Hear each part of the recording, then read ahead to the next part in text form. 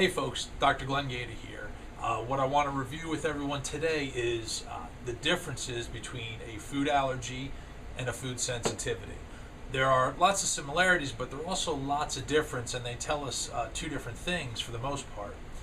When you have a food allergy, that's typically when you eat a food right away, you'll get some sort of response. You'll have your throat might get swollen, you might itch, you might sweat, you might have stomach issues. There's lots of symptoms that can occur immediately when you have a food allergy.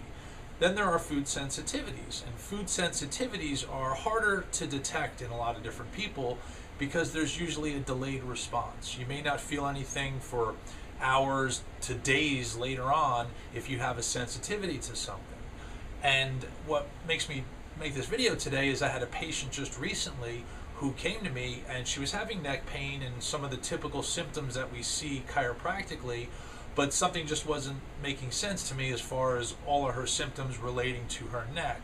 So after talking to her and going over some of the different problems she's having, we decided to run a food allergy test and a food sensitivity test. And we found out she's sensitive to lots of foods. In particular, rice, brown rice, and dairy. Dairy was another big one as well. But as she expressed, she wasn't really having any symptoms immediately eating those foods, so she didn't know if she had a problem with them. So we eliminated that from her diet. A few days later, she started to feel a little bit better, and knock on wood, it's been a few weeks and she hasn't had any symptoms since.